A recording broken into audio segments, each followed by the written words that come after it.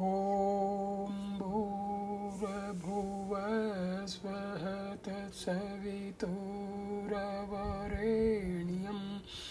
भर्गो देवस्य धीमहि धियो यो नः प्रचोदयात्। ॐ शान्ति शान्ति शान्तिः। Namaste, my dear friends.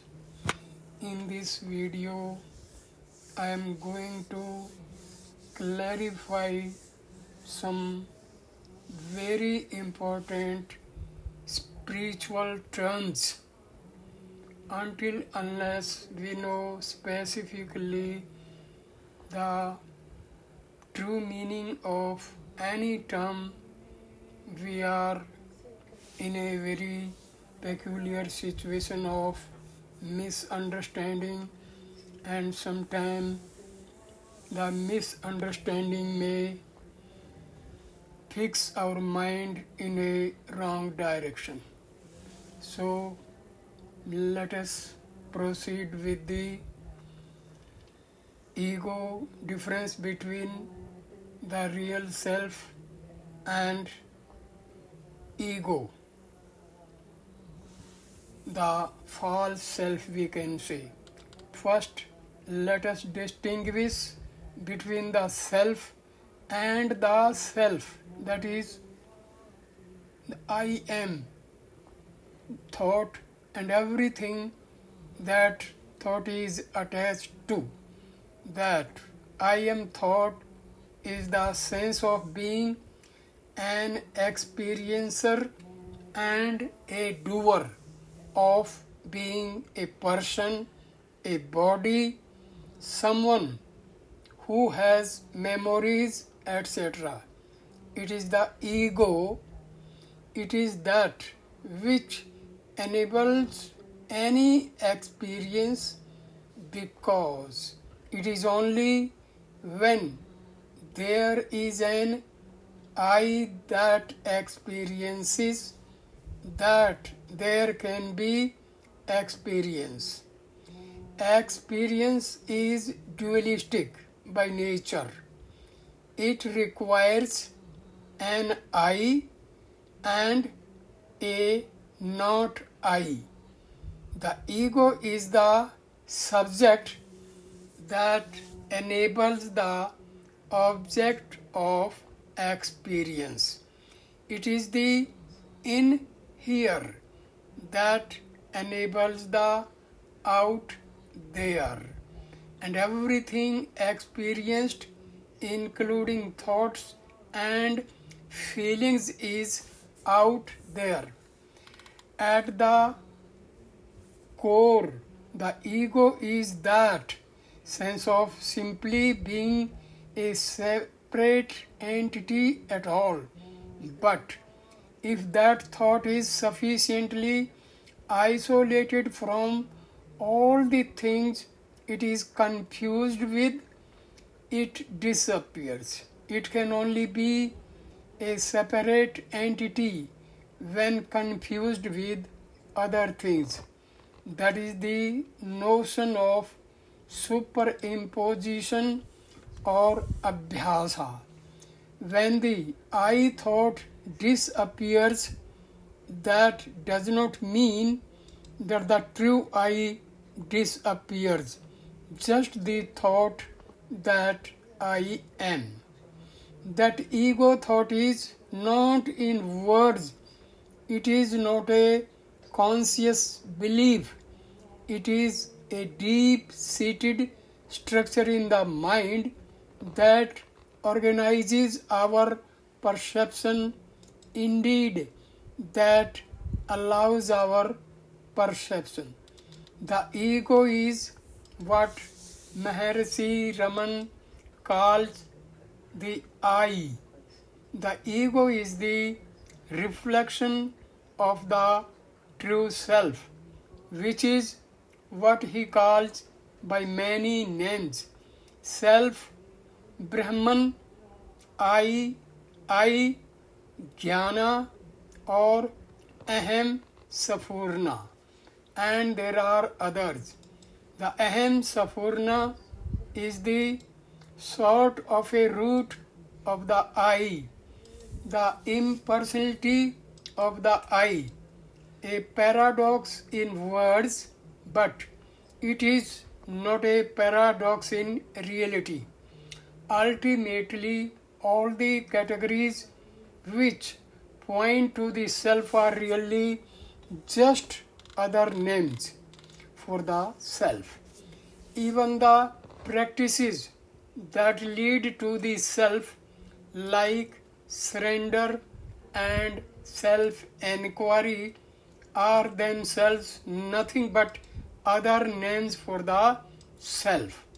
So, the goal of spiritual practice is to examine the ego and see its illusory nature, piercing the veil that it is through to the recognition of the I as one's real identity. Indeed, it is not even exactly that, because identity suggests a one who identifies as, whereas the true self is not of this nature. There are not two. This is what Advaita means. But life can be lived without the mistake of ignorant identification with the experiencer, doer, separate entity. The self is beyond all adjectives. It is not an object. It is, however, despite that, complete, perfect, stainless, and of the nature of consciousness and bliss, although not quite in the ways in which we know these terms. It is the true source of happiness and the end to all existential questions. When non-identification with the ego becomes totally natural, it is called Sahaja Samadhi, constant natural absorption of the mind, or Jagrat Susupti, waking sleep. These are all terms Maharishi used. It is also knowledge or jnana. In Sahaja Samadhi, self alone then lives more on Samadhi later on. Sheath or koshas. Next, let us talk a bit about sheaths. In Vedanta, the mind-body complex is said to be composed of 5 sheaths, each outer one holding the others within it, sort of like Russian dolls. So the outermost is the literal physical body, including its sense organs and limbs. Then comes the prana, which is the sort of a pumping life force that makes the body work, the body's energy. Then within that is what is called the manas or mind, though that can be a misleading English translation. It is that which registers impressions but does not really judge them. It is fairly instinctive. Then within that is the intellect, which is the organ of discernment, that which judges. Then within that is the ahamkara, or the thought that I am, which is also the seat of the will that is the sense of choice. That again is the ego, thought or self. This last seat is also called the bliss seat. It is the nature of pure bliss or happiness. Why is that? Because it is the reflection of the self. All pleasure is the thought descending to and meditating on this seat. This happens briefly whenever we get a desire fulfilled, and it also happens in deep sleep. The problem is that this experience of the bliss seat is temporary. Another way of putting the goal of spiritual practice is to pierce all five of these seats to the self, which sits within them all and which simultaneously holds them all within it. It is smaller than the smallest and simultaneously larger than the universe. The entire world of thought, meaning and change is merely a wave within the self. In fact, not even quite that, for the very concept of wave is within the thought world. The self is beyond the thought world. The gateless gate, ignorance and suffering. Now let us think about this from another angle in the terms of the gateless gate, which is a useful Jain metaphor. On one side of the gate is the seeker. The seeker's sight is clouded by this thing called ignorance. What is ignorance? Ignorance is a very special and illusory thought, a thought of the nature of forgetfulness. That is, its only function is to hide something else, namely the self. That is its veiling function or avarna.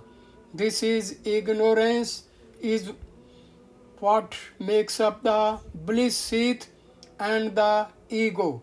Ignorance is like a cloud. It simultaneously veils the self but also cannot help but reflect it.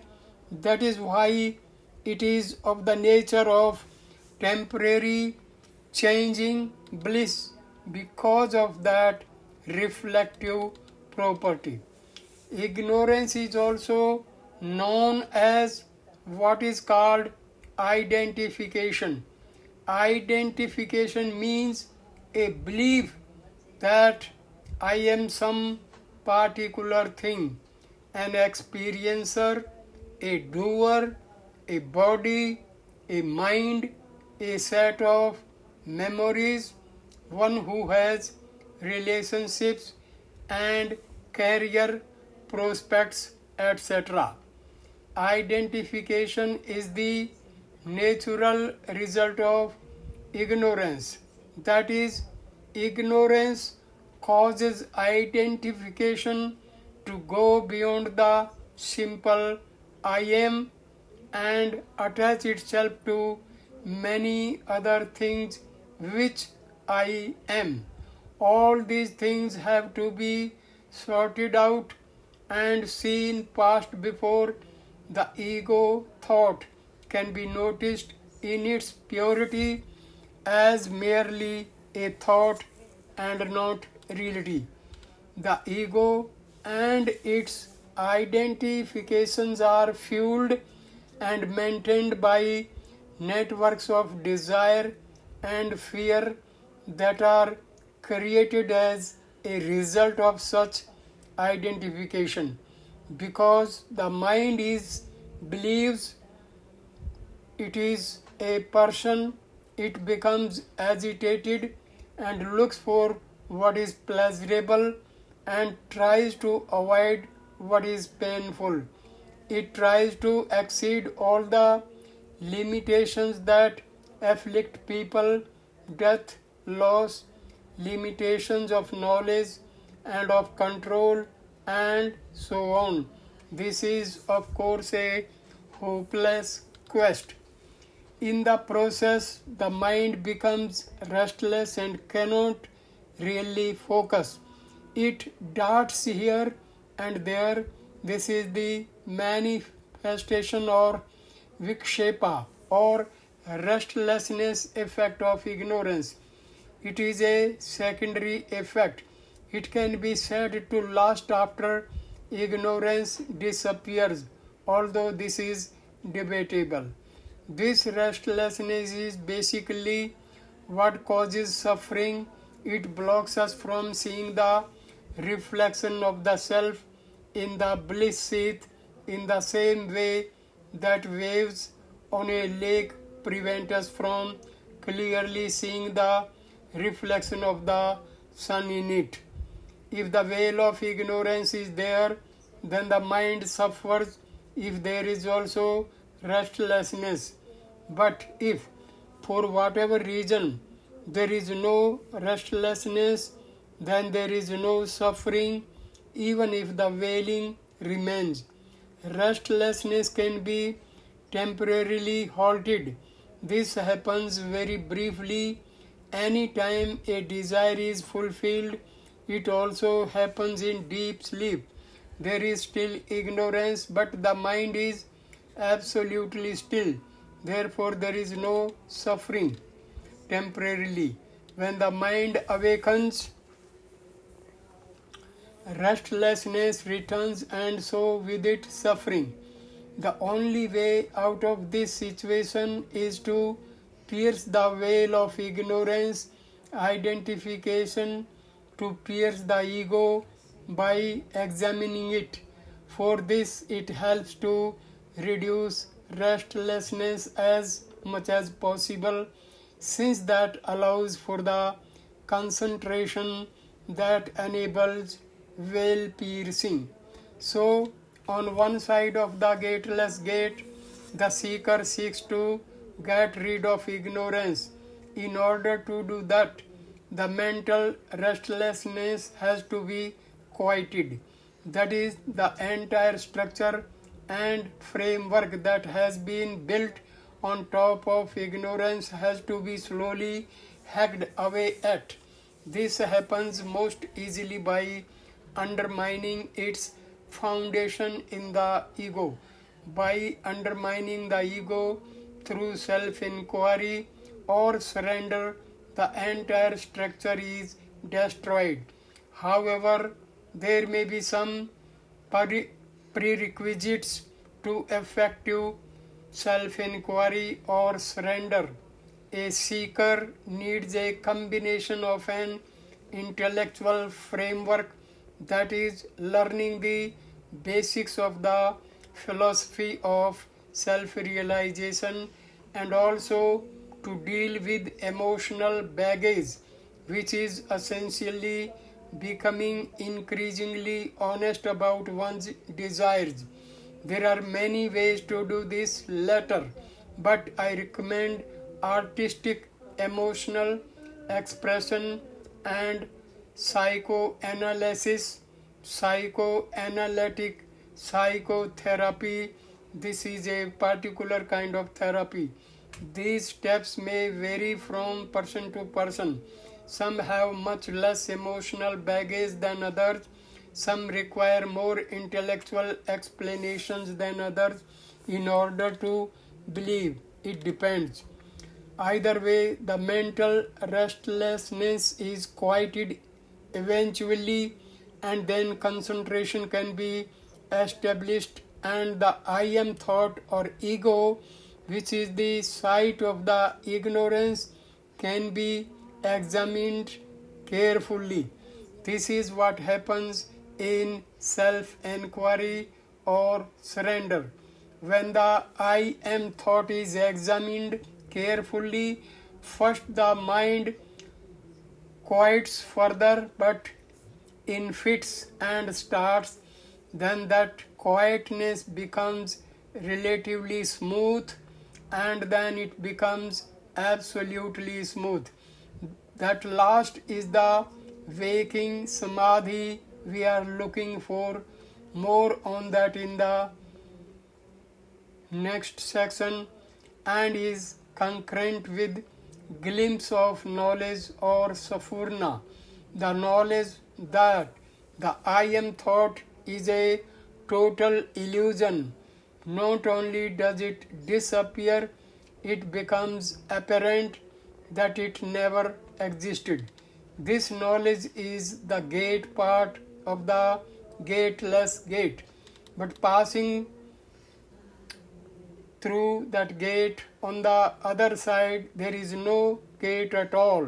There was no I am thought, no ignorance, and thus no knowledge. So on the other side of the gateless gate there is a perspective, less perspective. There is a kind of paradox in all this that cannot be stated in words.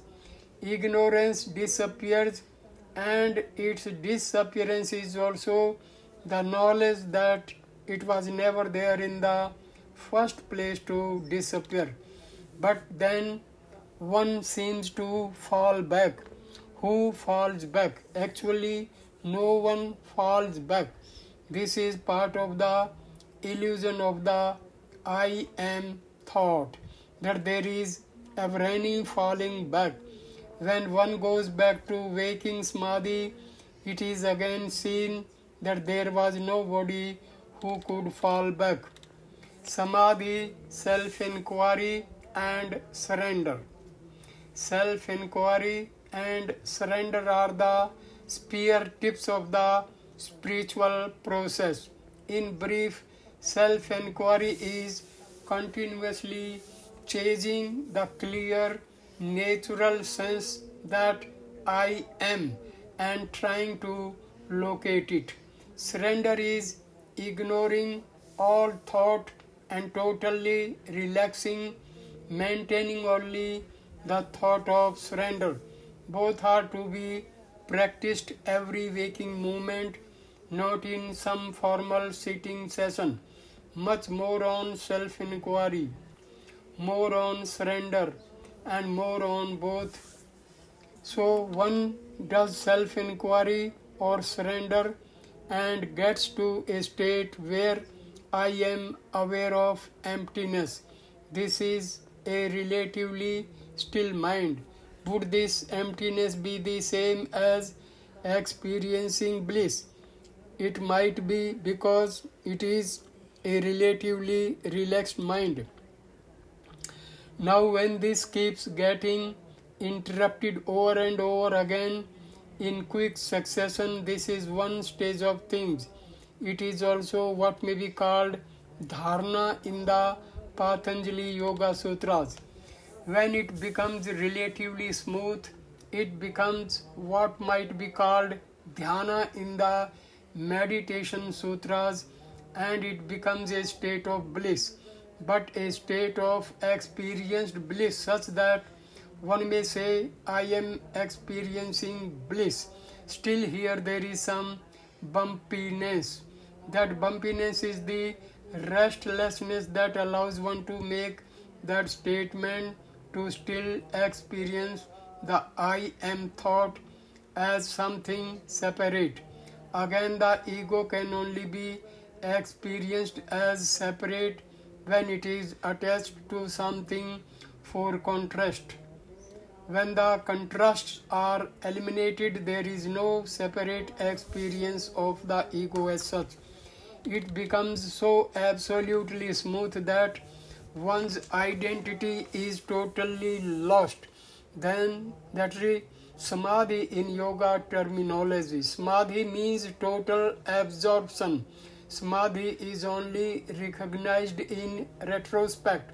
That is, only when looking back do you say, oh, I felt like I was not even there, but of course I was. It is the dream-like state of what is called in Western psychology flow, or being in the zone. There is no sense that I am in Samadhi. If that thought occurs, one is out of Samadhi. Samadhi is the experience of the bliss seat, but in waking life. Is there an I am thought when one is in Samadhi?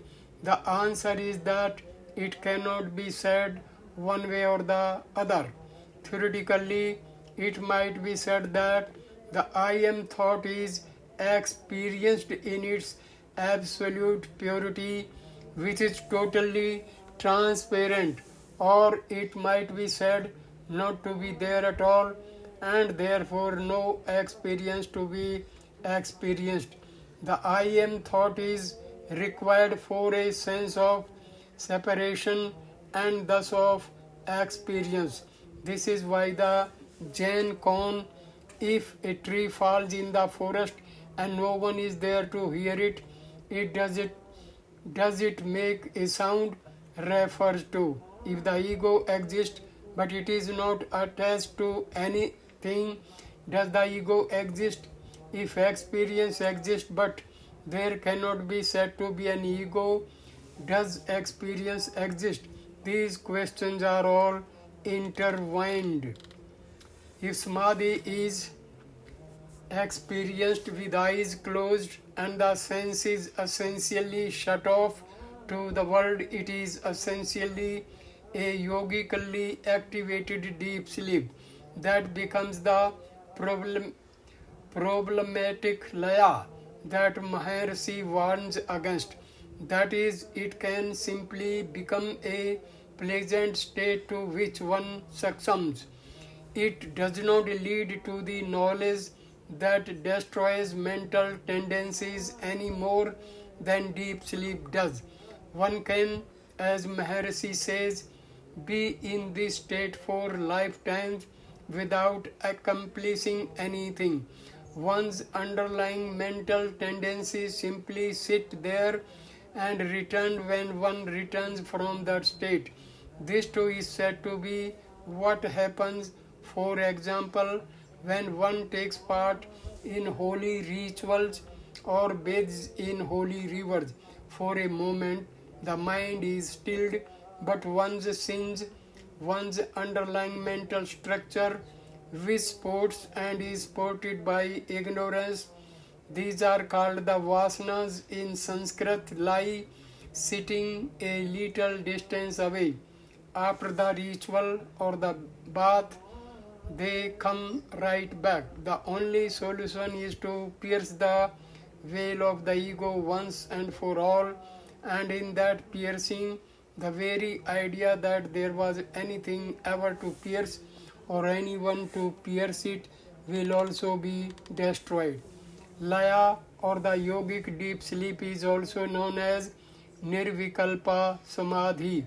Samadhi without any thought, disturbances or perceptions. Nirvikalpa Samadhi in the sleep or Laya form is not to be confused with what Maharshi called Sahaja Nirvikalpa Samadhi, which is when this yogic sleep happens naturally, when the mind and body appear to be awake and doing. This is nothing other than knowledge living in one's true nature. Now, if Samadhi is activated with the eyes open, then its significance depends on what is being done to get to it. If the Samadhi is connected with a particular activity, say a sport, then its flow or being in the zone, it does not bring self-knowledge. The same is true simply of that state when one wakes up but has not quite remembered where or who you are yet.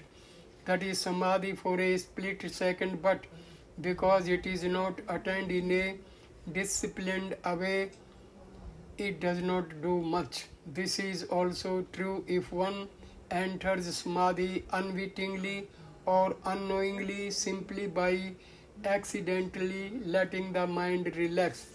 But if the waking Samadhi is entered through a process of self-enquiry or surrender, then it eventually leads to knowledge.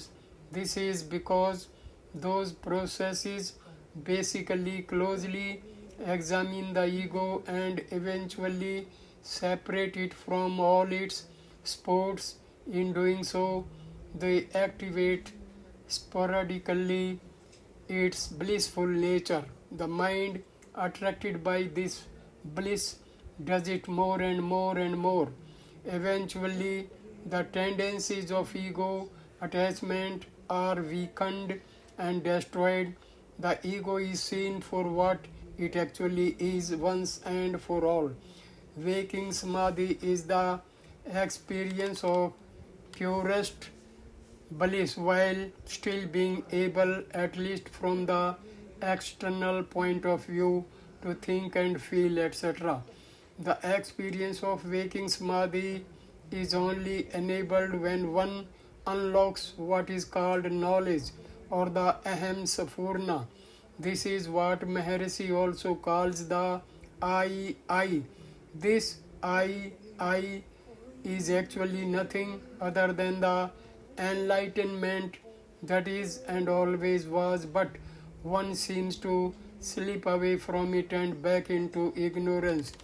This is the state of unsteady knowledge. So one goes through the whole sequence of motions again. This waking Samadhi, when merely glimpsed or touched on, has the sense of what Maharshi calls like gazing into vacancy or a dazzling crystal or light. This is again already a kind of vision of it. Persisting in it, one gets a kind of knowledge experience which is the gateless gate and which can feel like a sense of inversion. What you thought was the self in here, it actually inside the real you. All that was outside is actually inside what you really are. This is passing through the gateless gate, though one can be summoned back if the structural habits of the mind have not been fully conquered yet. But by repeating this over and over through self-inquiry or surrender, those structural habits get burned up and eventually clarity becomes permanent and steady. But you cannot desire to revisit waking Samadhi. Any idea of place or even a state called waking Samadhi is just a memory. Memories are not it. It is not a thought. One gets there through self-inquiry or surrender again without intending to revisit a particular place, and ironically this place is the revelation once more that ignorance never existed and that this place is all that ever was and you have always been here. Let us again note what knowledge is. When knowledge is in an experience in time that occurs to a person, that is the seeker's thinking. I was ignorant and now I know. When knowledge is actually what is considered the last gasp of duality, the last gasp of wrong thinking, that last gasp of ego. Knowledge whose form is the nature of the Brahmakara or Akhandakara Vritti, terms meaning the thought in the form of Brahman or the formless thought, bunch of ignorance by altering the mental habits that sustain it and then ends up destroying itself. It is just as Maharshi says, a stick which is used to start the funeral pyre but eventually burns itself. Thank you for watching this video. Namaskar my dear friend. Thank you.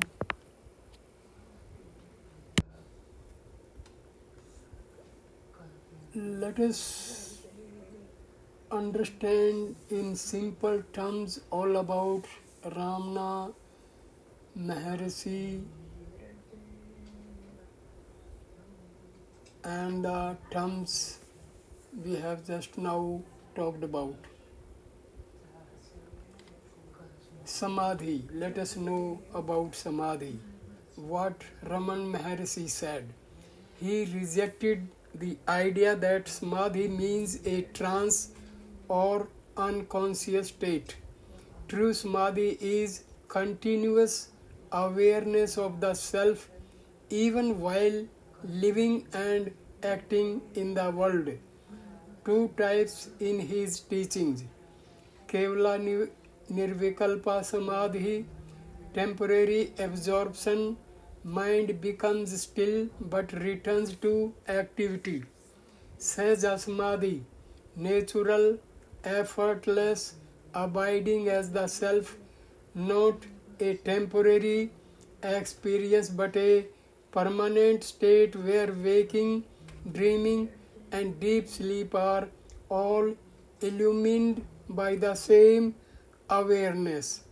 Key point for Ramana, Samadhi is not something to achieve but the recognition of your natural state. Next is self-inquiry, Atam Vichara. Core question, who am I? Ko hum. What it really means. Not an intellectual puzzle or verbal repetition. You trace the feeling I or I am inward to its source in pure awareness rather than following thoughts outward. When thoughts arise, you ask, to whom do these occur? The answer is, to me. Then who am I? And attention turns back to the sense of I. Goal not to get an answer in words, but to dissolve the false I, ego, into the true self, like a river merging into the ocean. Ramana's assurance, persistent self-inquiry itself is grace at work. The ego cannot survive long investigation. Third is surrender, Saranagati. What Ramana Maharshi said, surrender is giving up the sense of doership. I am the one acting, deciding, controlling. You hand over all worries, plans, and even spiritual progress to God, Guru, or the Self. Forms personal devotion, surrender to God or Guru as an external form. Direct surrender, surrender to the self within, the source of the I. Ramana's paradox, self-inquiry and surrender look different but are the same in essence. Self-inquiry removes the false I. Surrender refuses to give it power. Either path, deep inquiry or complete surrender ends in the same effortless state. Fourth, self-realization, Atam Sakshatkara. What it is not. Not a new experience or sudden flash of knowledge that comes and goes, not an attainment by the ego. What it is.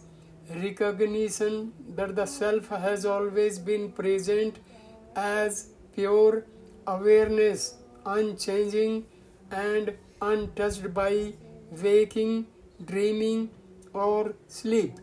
It is loss of the false identity, not gaining a new one. In Ramana's words, it is not a new state, it is simply being what you always are and have always been. Result, natural peace, effortless clarity, freedom from fear and desire. This is Sahaja Samadhi, living as pure being. How they fit together. Self-inquiry is direct, burn the ego by turning attention inward. Surrender is devotional, melt the ego by offering it to God Self. Both end in self-realization, which is the same as Sahaja Samadhi. Samadhi in Ramana's teaching is not escape from life but abiding as the self in all conditions. In short, Samadhi, natural resting in self, not trance. Self-inquiry, who am I, tracing ego to its source until it vanishes. Surrender, give up the sense of control to God Self. Self-realization, the self alone remains, no separate ego to seek or surrender. Let us understand all these terms by the help of a diagram. How self-inquiry, surrender and samadhi lead to self-realization. Start. Self-inquiry, who am I? Surrender, all is thine. Then ego dissolve, true self shines. Sahaja Samadhi, natural, effortless, abiding as self. Self-realization, no separate I remains, only pure awareness. Self-inquiry, tracing the thought to its source. Surrender, refusing ownership of anything, not I but thou. Both destroy the false ego. Samadhi, not trance but continuous self-abidance. Self-realization, the goal, your natural state. Practical guide, living Ramana's teaching daily. Step 1. Begin with awareness of I am. Sit quietly and notice I am before any thought arises. Don't verbalize, but just feel it as silent being. Self-inquiry during thoughts. Whenever thoughts come, ask, to whom does this occur? Answer, to me. Then, who am I? Turn attention inward to the sense of I. Don't try to get a mental answer. Just rest as the awareness watching thoughts. Surrender in daily life. If emotions or problems feel heavy, silently tell God, Guru or the Self, I give this to you, let thy will be done. Feel the relief of not carrying the burden yourself. Recognize Samadhi as natural. Don't chase trance or visions. Notice the peaceful awareness even in ordinary moments. This is the real Samadhi. With practice, this sense of effortless presence extends into all activities. Stabilize Sahaja Samadhi. Over time, you stop swinging between meditation and distraction. The I thought rarely arise. Awareness is steady whether you are busy or resting. Self-realization. One day you notice there is no doer to maintain awareness. The self has always present, unchanging, silent, free. This is not an experience gained but ego's disappearance.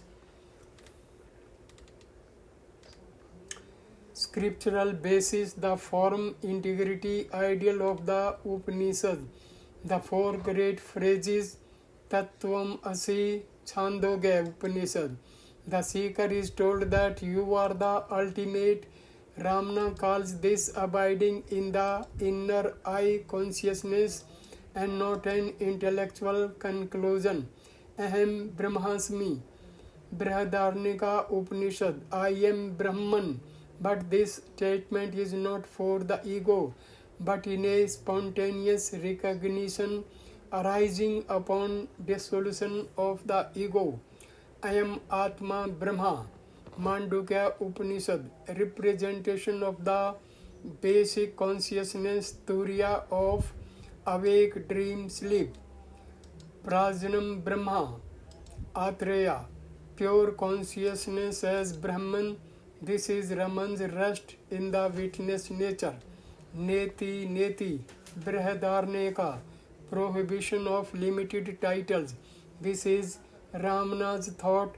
What can be seen and thought is not I. Focus on the pure I. Turiya, Turiyatit, Mandukya, and Gaudapada Karika, unattached, untitled consciousness from awake dream sleep.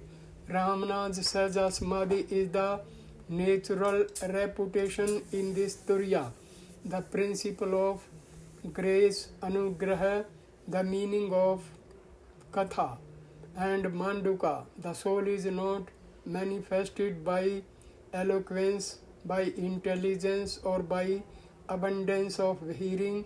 The soul, God, appears to whomsoever it chooses. Ramana says thought itself is an act of grace. True surrender is also that. Ramana in Shankar Gaudapada perspective. Shankaracharya. The world is an illusion. Bondage and liberation are at the level of ignorance and knowledge. Devotion to the true form comes from the three types of sadhana: Sarvan, Manan, Nidhi, Dhyasana. Ramana. These are threaded on the tip of a needle. Who am I? While asking, catch hold of the source of the egoistic attitude. That is the essence of Nidhi Dhyasana.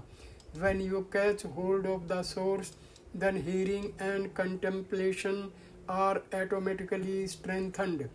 Gaudapada Ajatvad. No one is born, no creation, no bondage, no liberation from the ultimate goal, Ramana. This unborn vision is their ultimate goal. In practice, they give thought surrender. So, the awakening body meditation melts away. Bottom line, do nothing in ultimate good. In practice, thought surrender are always of ego merging. Atam Vichara, a concise formula for Upanishad prescribed sadhana. Sarvana, I am not the body, mind, but pure witness consciousness. Acceptance of Mahavakyas. Meditation.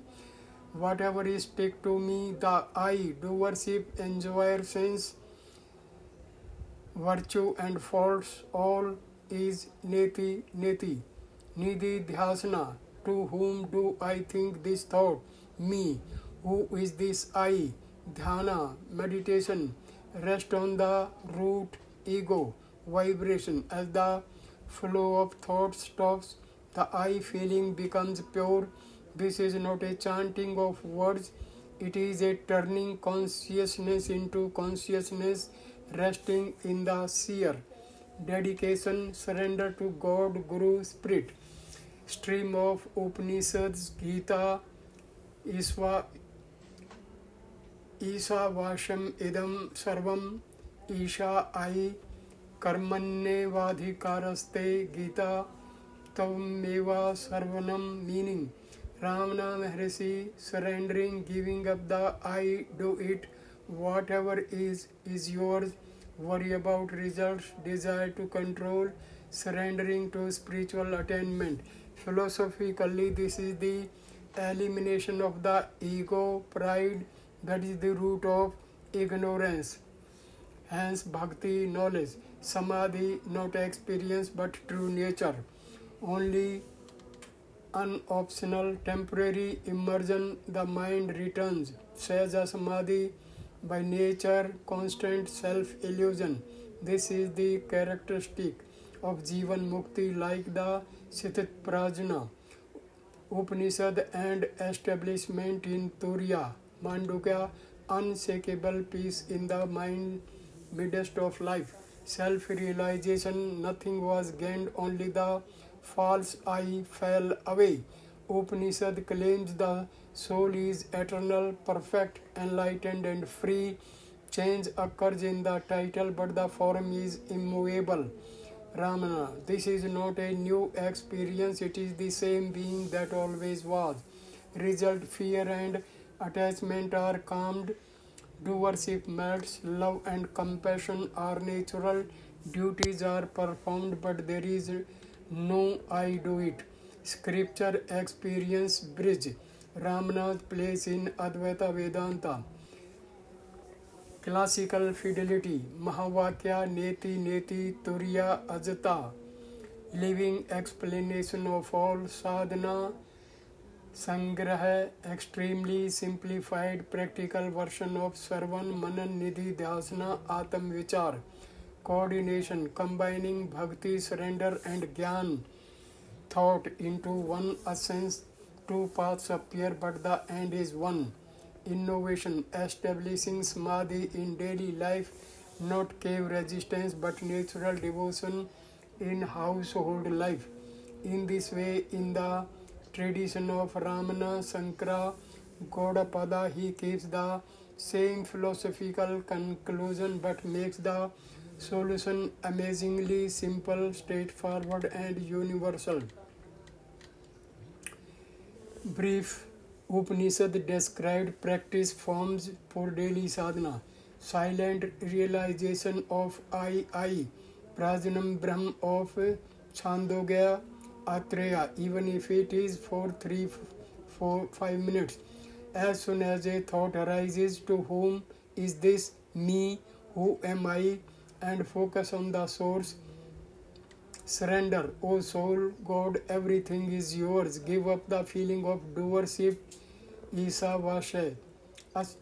Ease in life. Peace is not in any special experience, it is in witnessing the here and now. Mandukya Upanishad. Conclusion. Experiences may keep changing.